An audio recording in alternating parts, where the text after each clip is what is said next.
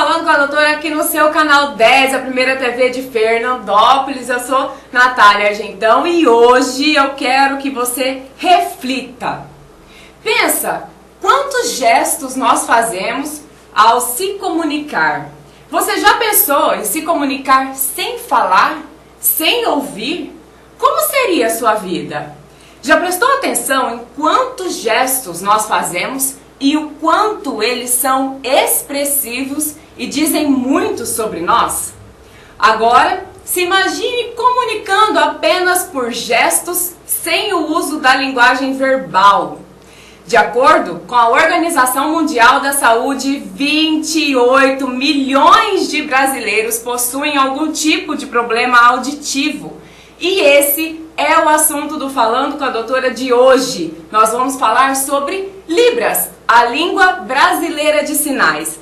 E eu tenho a honra de receber aqui a Cibele Nogueira, que ela é formada em Letras, Pedagogia, pós-graduada em Intérprete da Língua Brasileira de Sinais e está fazendo pós em Psicopedagogia.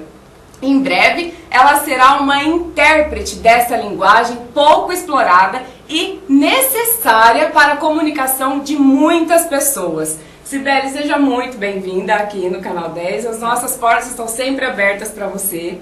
Que bom tá abrindo espaço, principalmente para falar da Libras. Que é pouco explorada mesmo, né? Pouquíssima. Poucas pessoas, muitas pessoas já ouviram falar, mas poucas pessoas têm o acesso a essa informação ou sabem utilizar as Libras. Somente em 2002, né, a língua brasileira de sinais ela foi reconhecida como uma língua oficial.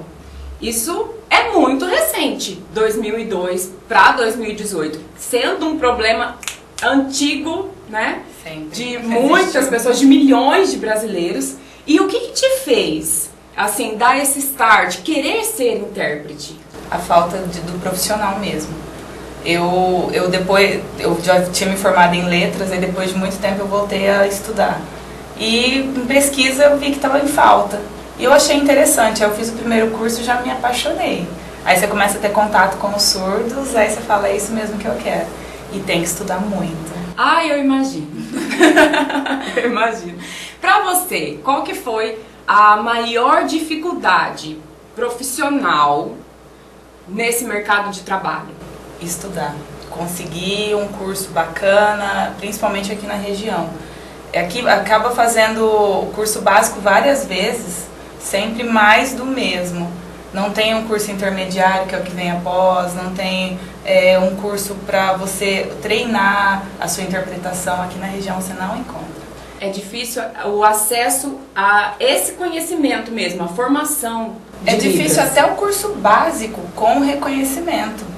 É? Porque o primeiro curso que eu fiz foi na associação de surdos que tem aqui na cidade, que é a PADAF. E o professor, ele é um homem surdo e é um certificado que você tem de horas, mas na verdade não é reconhecido pelo MEC, por exemplo. Então é aquela coisa para você conhecer mesmo os sinais, você começar a entrar na Libras. Sim, ele é mais básico, é mais como uma apresentação do que uma formação do... Para você ter um diálogo assim com o surdo básico, para você perder o medo, para você ir conhecendo. Sim. Depois eu fiz outros 2 cursos também básicos, tanto o módulo 1 quanto o módulo 2, mas continuou sendo básico. Então é muito complicado aqui. E às vezes você precisa ir para São Paulo, por exemplo, e é caro a passagem, é caro já pagar pelo curso. Eu, por exemplo, trabalho à noite para pegar ônibus, para ir no sábado e já voltar no sábado, então é complicado. É muito esforço e dedicação. Isso, tem que ter. Como eu fico pensando assim, os aspectos culturais e linguísticos, eles são muito próprios de cada região, né? Principalmente no Brasil. O Brasil é um país enorme, cada lugar que a gente vai parece que é outro país, porque dependendo das gírias, do que eles usam, da forma como eles falam, parece que é outro idioma que está sendo falado. Isso acontece também com as Libras? Também. Aqui a gente tem, daqui de Fernandópolis, em Votuporanga, existem sinais diferentes. Aí você, faz a cara de dúvida, né? Pergunta que sinal que é esse, aí a pessoa vai te falar e você acaba descobrindo outro sinal. Tem os sinais que eles dizem, os estudiosos, que são aqueles, os que são mais usados no Brasil todo, mas tem sim os regionais. Isso é um pouquinho complicado, porque vai aumentando, é bom, porque vai aumentando o seu vocabulário em libras, né? Mas é mais sinais para você decorar. Pra você ir decorando e dificuldade para eles também, né? Porque eles vão interagir entre si e cada um tá conversando de uma forma, eu acredito que deva ser assim complicado também. As causas da surdez, a gente sabe que elas podem ser inúmeras, né?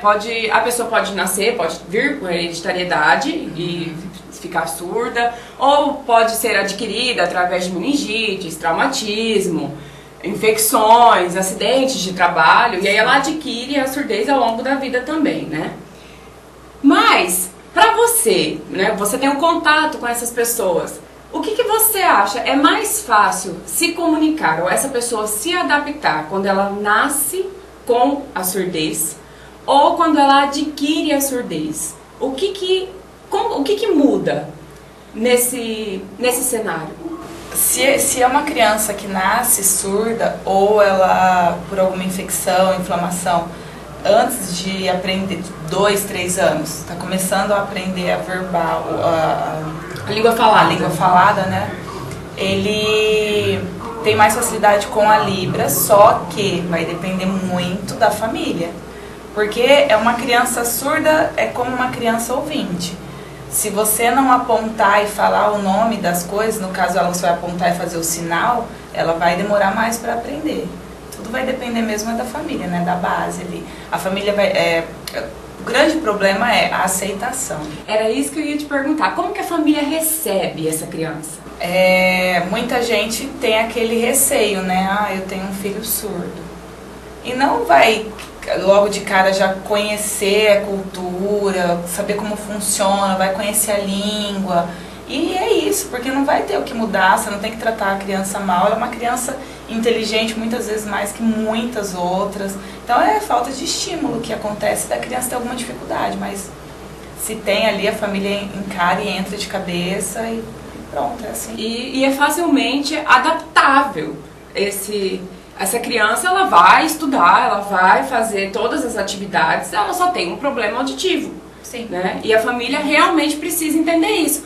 Para ajudar você, pai, você, mãe, a identificar essa possível surdez no seu filho, porque como a gente estava conversando anteriormente, a Cibele até comentou que às vezes a criança ela é dada como autista pelos pais, os pais pensam que ela tem algum problema nesse sentido e ela é apenas surda porque ela não está ouvindo a voz, os ruídos que estão acontecendo e os pais pensam, os familiares pensam que ela é autista. Isso, porque né? Chama e não olha, mas o autismo ele tem muitas outras características que às vezes por ignorância, né? Sem falta de informação, Isso, de qualidade, né? E aí já leva a criança no médico errado muitas vezes.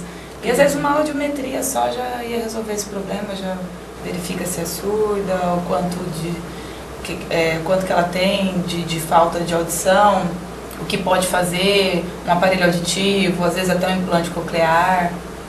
Perfeito. E é por isso que nós vamos receber aí agora a fonoaudióloga, a doutora Adriana Contreira, que vai explicar para você pai, para você mãe, como você pode identificar se o seu filho tem algum problema de surdez. Fala aí, Adriana.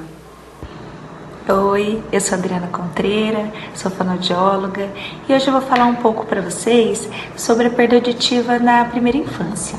O que a gente precisa observar e como é feito o diagnóstico. A perda auditiva, ela já pode ser percebida na maternidade. Desde 2010 tem uma lei que obriga que seja realizada a triagem auditiva neonatal, que é o teste da orelhinha. Então esse teste, ele é oferecido pelo Sistema Único de Saúde, pelo SUS, e ele pode ser feito na criança a partir de 24 horas de vida. Ele é indolor, é bem tranquilo fazer. Essa triagem, ela possibilita selecionar os bebês que serão encaminhados para um diagnóstico audiológico precoce. Então, o teste da orelhinha, ele não é o diagnóstico, ele é muito confiável, mas para crianças com baixo risco de perda auditiva. Então foi feito um exame e a criança não passou. A gente marca novamente esse exame e se a criança não passar, aí ela vai para exames mais detalhados. Um dos exames é o de potencial auditivo de tronco encefálico, que é PEAT, o BERA. O teste da orelhinha, ele avalia a função da cóclea. Já o BERA, a gente consegue uma avaliação mais minuciosa. Ele nos mostra se essa criança realmente tem uma perda, qual o grau dessa perda, se ela é unilateral ou bilateral. Nós conseguimos ver se há alguma neuropatia auditiva, se tem alteração retrococlear. Nós conseguimos ver muitas coisas nesse exame. Então, mesmo que os testes realizados ainda na maternidade, eles sejam muito eficazes para detectar a perda auditiva na criança, nós precisamos saber que a qualquer momento pode se desenvolver uma perda auditiva. E aí vai acarretar um atraso no desenvolvimento da criança. Nós precisamos sim nos preocupar com o desenvolvimento das crianças. Então agora eu vou passar algumas dicas para vocês do que observar. Quando eu preciso me preocupar? Então, lá desde o recém-nascido até 3 meses por aí, então, o que eu preciso observar? Se a criança ela assusta com os barulhos altos e repentinos, se ela reage a sons, músicas, vozes, se a criança ela se acalma com sons suaves. Lá com 2 meses por aí, a criança ela começa a ficar quieta quando ela ouve a voz das pessoas conhecidas. Então ela começa a ficar mais quieta, prestar um pouco mais de atenção. De 4 a 8 meses, a criança ela começa a localizar fonte sonora fora do seu campo visual. O que eles não fazem quando se tem a perda? Eles não se interessam por brinquedos barulhentos, como chocalho, brinquedos com música. Isso para eles não tem interesse nenhum. Aos 6 meses, eles não tentam imitar sons, não começa o balbucio de som incompreensível, como se estivesse conversando com alguém. Percebe-se que alguns sons eles ouvem e outros não. Na verdade, o que acontece? Às vezes a gente acha que a criança não ouviu porque a criança está distraída. E não, ela realmente não ouviu. Então, por isso, a gente precisa ficar bem atenta com relação ao desenvolvimento. De 9 meses a 1 ano, a criança ela é bem esperta. Então, a gente faz psiu, a criança já olha, Então, quando a criança tem a perda, ela não faz isso. Ela não tem essa coisa rápida de olhar, Ela não responde ao próprio nome, ela não varia o tom do balbucio, a entonação é sempre o mesmo, Ela usa sempre a mesma consoante, ela não varia a consoante para o balbucio, como assim, papá, bababá, tatatá, Ela não faz essa troca de consoante. Ela, nessa idade, já com 1 ano, assim, ela já começa a falar palavras isoladas. Mamá, papá, já começa a fase do falar, Então, eles se interessam por música, Eles gostam de música e, geralmente, a criança que tem perda de audição, ela não tem esse interesse pela música. Para ele, a música, não faz tanto sentido. E a criança, ela não entende palavras simples, Palavras para objetos do dia a dia, como, por exemplo, o sapato, vamos dar tchau, tchau, vamos fazer tchau. A criança, ela não entende, ela não tem essas ações. Bom, eu espero ter ajudado. Aqui foram só algumas dicas. Vocês fiquem atentos com o desenvolvimento das crianças. Qualquer coisa que vocês perceberem, procurem um médico da confiança de vocês, tá bom? Obrigada, Natália. Obrigada, Cibele. Até a próxima. Aí, gostaram das dicas? Muito obrigada, Adriana. Seja sempre bem-vinda. Sempre que tiver alguma informação nesse sentido para acrescentar aqui, você é sempre bem-vinda. Muito obrigada.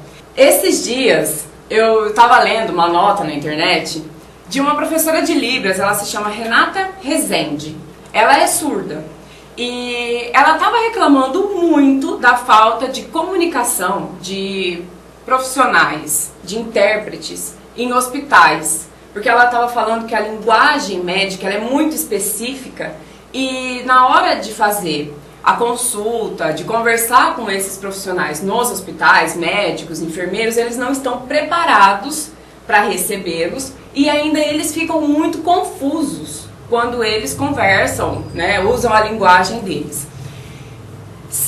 Quais outras reclamações, você que está em contato direto com essas pessoas, que elas referem a você? Conversa entre amigos, numa turma de ouvintes tem um surdo. E às vezes um amigo sabe a Libras, só que tá aquele papo que dura 3 horas, aí de repente vira em 5 minutos fala pro surdo que foi falado ali. Ele sabe que não é só aquilo, ele não entendeu que foi um resumo. Então isso é muito chato. Só que também é um pouco complicado você falar português e fazendo sinal. Ao mesmo tempo, simultaneamente. É complicado. E às vezes a turma ali tá tão empolgada na conversa, fala assim, gente, espera um pouquinho, segura aí, agora eu vou passar para ela, ou ele. Então isso eles reclamam bastante mesmo. Eu acredito, porque a gente vai conversando e ele vai naquela empolgação e tem que ter aquela pausa na conversa para alguém traduzir, tem que ter alguém que traduza, né, que interprete, passe isso para aquela pessoa, que a gente não está realmente acostumado com isso. Mas assim, eles conseguem tirar a carteira de motorista, eles conseguem ter uma vida normal. Tá em falta profissionais que tenham a Libras para trabalhar nos lugares assim, para falar bem a verdade. Mas eles conseguem tirar carta, tudo. Eles, necessariamente, a família teria que contratar um intérprete para acompanhar? Na verdade, por lei tem que ter. A lei de 2002, que é a que regulamentou a linguagem Libras para língua, reconheceu como a segunda língua do nosso país, ali já diz que tem que existir esse tipo de serviço para o atendimento deles na língua deles. Então é obrigatório. E falando isso, a gente fala muito de acessibilidade, né? Porque acessibilidade não é só você fazer demarcações para cegos, não é só você fazer rampas para cadeirante. Principalmente, ela é muito mais comportamental do que física, do que você fazer um ambiente preparado para receber. Mas existe o profissional e existe, gente, no Brasil, de acordo com dados do IBGE, numa pesquisa de 2010, nós temos mais de 10 milhões de surdos e quase 24% da população tem algum tipo de deficiência física, mental, auditiva e visual. E essas pessoas, elas não vivem numa sociedade adaptada. Cibele, qual seria o caminho para que isso realmente aconteça na nossa sociedade? Bom, como eu disse, nessa lei de 2002, já vinha com colocar cursos em faculdades, o governo, principalmente né, deveria facilitar essa dificuldade que eu falei no começo, desse acesso à língua, a estudar a língua, a entender, a compreender. Isso é uma coisa que já ia ajudar muito, porque eu queria que vocês vissem um surdo quando ele vê um ouvinte querendo aprender a língua deles. Eles ficam muito felizes, emocionados, eles acham assim incrível. Eu acredito que eles devam se sentir inseridos mesmo naquela conversa, presentes ali naquele momento, né? Exatamente. Então eu acho que o governo poderia ajudar, começando com abrir mais portas para quem quer estudar, para quem quer conhecer. E com isso as pessoas, eu acho que vai ter mais acesso, vai ser mais fácil as pessoas. Porque hoje em dia, como eu falei, estudar é muito difícil. Então as pessoas às vezes têm medo de aprender porque acham difícil. Aí já não tem um acesso, assim, então tá, vou deixar, então não vou aprender. Não tem ninguém na família. Não tem ninguém na família. Isso é um grande problema. As pessoas, elas têm que, por favor, gente, para de esperar acontecer. Acontece uma doença, muda a alimentação. Exatamente. Aparece um surdo com um amigo ou família, aí vai aprender a língua. Então não é assim. Eu, por exemplo, não tinha nenhum amigo e nem parente surdo. E mesmo assim eu quis, porque eu vi que estava faltando. Tinha crianças ali na escola sem um intérprete, porque falta na região também. Então eu falei, então é um campo que está precisando, e eu me apaixonei pela língua. Então é isso mesmo que eu quis. Muito bom.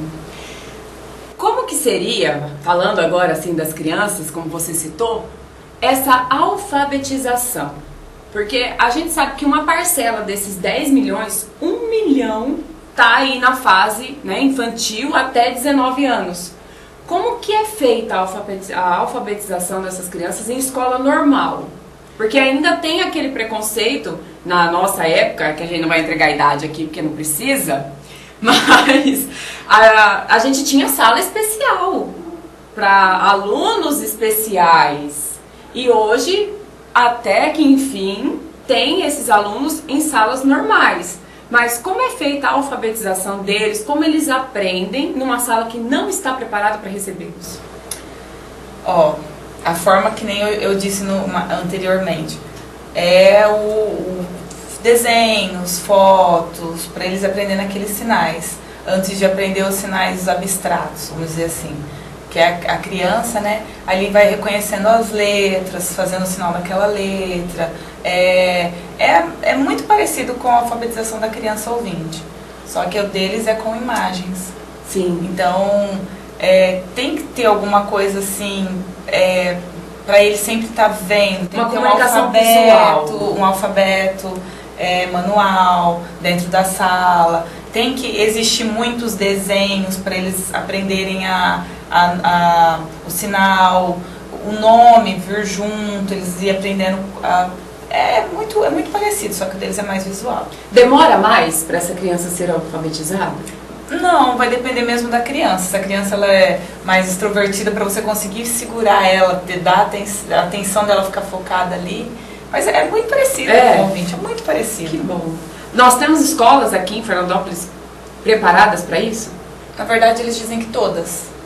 Só que tem o Saturnino, por exemplo, que ali você vê bem a escola é adaptada fisicamente. Tem uma sala para crianças surdas depois do período das aulas, né? À tarde, elas 2 ou 3 vezes na semana, elas vão na escola com uma intérprete para aprender mais, para ver alguma dificuldade. Então, o Saturnino é uma que eu vi, porque eu estive ali dentro da escola. Mas tem outras escolas, sim. Que bom. Que tem. Que bom. Eu acredito que a expansão dessa profissão deve acontecer muito em breve. Até porque os dados mostram que há uma predominância dos portadores na idade adulta e da população idosa. População essa que a gente só vê crescer, né? Nós tivemos aí dados também do IBGE que essa população saltou de 2,7% para 7,4% no Brasil. Então, essa adaptação, ela deve acontecer também, espero eu, que acelerada quanto essa população idosa tenha crescido, né? O que você espera daqui pra frente, assim, de coração mesmo? Que só cresça, que as pessoas conheçam a língua, não tenham medo nem vergonha. Porque às vezes elas olham, né, curiosas assim, e muitas falam assim, é um teatro, né, mímica, não, é a língua mesmo de sinais. É que às vezes você tem que, usa-se muito a expressão facial, às vezes uma corporal, muito braço, né, que é o mais usado, mas que tenham vontade, que vá conhecer, porque é que nem você disse, a população dos idosos, imagina você com 50 anos perde a audição. Se você tivesse aprendido e se interessado pela Libras, você não ia entrar tão ignorante, né, nesse momento da sua vida, e as outras pessoas da sua família já podem se comunicar com você se elas também tiverem essa curiosidade sua passada. Então eu acho interessante, né? Eu acho interessante, espero que cresça, que as pessoas tenham mais interesse, que o governo comece a enxergar isso daí, porque é muito fácil falar assim, vamos incluir, só que eles fizeram uma inclusão sem preparar os profissionais que estavam lá dentro. Então, muitos professores, que nem, por exemplo, muitos pedagogos, eu conversei, tive contato, eles entraram para dar aula para criança normais. Eles não esperavam uma criança com alguma dificuldade e principalmente a presença de uma outra pessoa dentro da sala. Então fica aquela desconfiança, será que a pessoa está me vigiando? Às vezes o intérprete ele acaba dando uma posição de professor, quando na verdade professor é professor, intérprete é intérprete. E então existe também isso daí que eu acho que precisa dar uma separada, vamos entender certinho como funciona. Então, mas eu acho que ele está crescendo sim. E a gente espera que só cresça mesmo, e que você tenha muitos colegas de trabalho, que você passe esse conhecimento, né, para outras pessoas, porque realmente é uma necessidade, é um problema de saúde pública e ninguém está isento de ter isso dentro de casa, ou de ser você mesmo. Então, conhecimento nunca é demais, comunicação menos ainda. Como a gente gosta de conversar, de se comunicar, de estar entre pessoas, nós devemos saber como lidar com elas e ter principalmente empatia. Porque somente quando a gente se coloca no lugar do outro é que a gente pode entender as dificuldades ou as emoções, o que aquela pessoa passa e poder se comunicar e entender ela. Então, eu quero agradecer muito, porque eu amei esse programa hoje. Eu acho que ele vai ajudar muitas pessoas, muitos pais principalmente, que estão aí, às vezes na dúvida, não sabe o que fazer com os filhos, não sabe que caminho tomar. Então, Cibele, se você tiver até algum contato, quiser passar para as pessoas, para alguns pais, algumas escolas quiserem entrar em contato com você, fique à vontade para fazer isso. Pode passar o seu telefone. Bom, se alguém tiver alguma dúvida e quiser conversar sobre, o meu telefone é 99669-4747. E tem também a associação que é a APADAF aqui na cidade, vocês podem conhecer, que lá vai ajudar muito, lá tem fono, lá tem assistente social, então vocês podem conversar com a galera lá que eles são muito bacanas, tem intérprete lá também. E qualquer dúvida é só entrar em contato. Se quiser também pela rede social, pelo Facebook, é Cibele Nogueira Fernandes, pode adicionar lá, a gente troca ideia, dúvidas, que eu puder responder e ajudar. E não tenham vergonha por ter filhos, por ter amigos, na verdade queiram conhecer, tenham curiosidade. Isso, a curiosidade que move o mundo. Exatamente, né? Também acho. Eu amei. Gente, sim, muito obrigada. Obrigada Foi um prazer de verdade ter você aqui, falar sobre isso e esclarecer. E você aí de casa, muito obrigada pela sua companhia. Eu volto na próxima segunda-feira com mais um assunto assim, gostoso, leve e que vai fazer você levar a vida muito mais feliz. Muito obrigada mais uma vez pela sua companhia. Sintam-se abraçados por mim. Um beijo. Tchau, tchau.